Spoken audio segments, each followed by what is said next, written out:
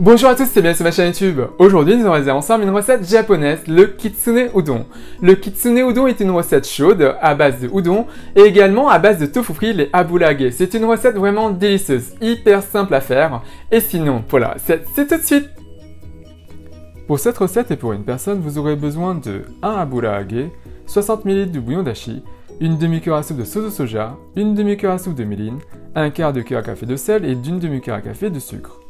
Pour la soupe ou le bouillon, vous aurez besoin de 1 litre de bouillon dashi, 3 cuillères à soupe de mirin, 2 cuillères à soupe de sauce de soja, 1 cuillère à soupe de saké et d'un quart de cuillère à café de sel.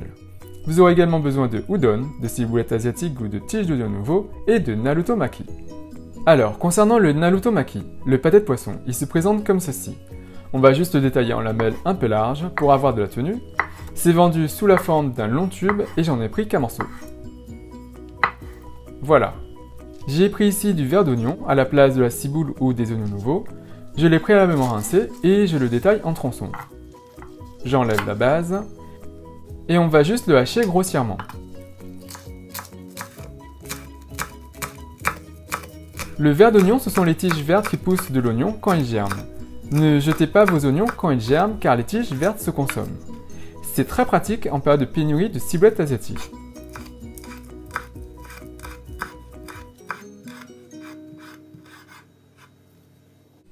Et voilà le résultat. Maintenant, faites chauffer de l'eau dans une casserole. Dès que c'est chaud, on y dépose nos abulage et on va juste les rincer de leur surplus d'huile. Vous pouvez également chauffer de l'eau dans une bouilloire et verser de l'eau bouillante dessus. Et au bout d'une dizaine de secondes, on le retire.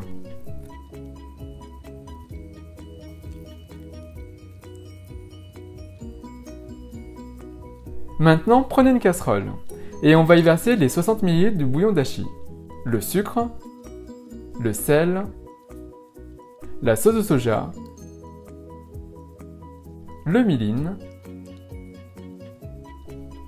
Portez le feu un peu plus fort que le feu moyen. On y dépose nos abulage et on va faire absorber un maximum de ce liquide par les abulage.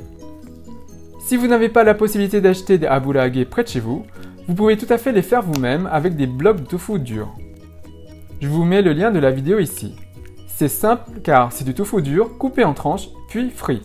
On s'en sert notamment pour faire des sushis vegan, les inari sushi. Je vous mets également le lien de la vidéo ici. Si vous n'avez pas de abulage mais des carrés ou des bâtonnets de tofu frit, vous pouvez bien sûr les substituer. Ici j'utilise des abulage maison que j'ai coupés en deux. Et sinon, dès que le liquide s'est complètement évaporé et en partie absorbé par le tofu, donc les abulage, on les retire de la casserole et attention à ne pas les brûler. Maintenant pour la soupe. Prenez une casserole et versez-y le bouillon dashi, le saké,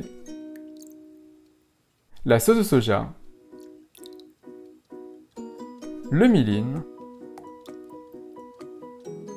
la cuillère à café de sel et laissez chauffer à feu moyen pendant 10 minutes.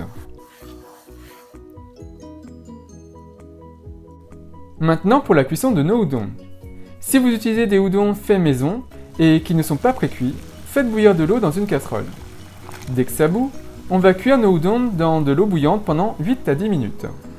Pensez à détacher vos udon et de remuer de temps en temps de façon à ce qu'ils ne collent pas dans le fond de la casserole.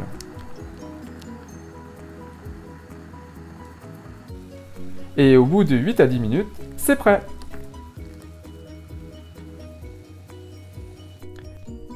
On les déverse dans une passoire et on va les passer sous l'eau froide pour stopper la cuisson. Si vous utilisez des udon en sachet, pour la cuisson, veillez à suivre les indications figurant sur l'emballage.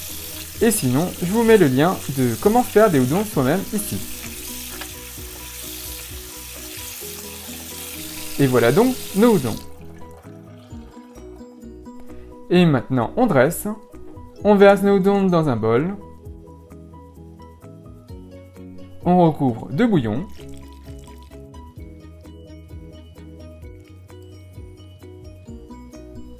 On y dépose nos abulage.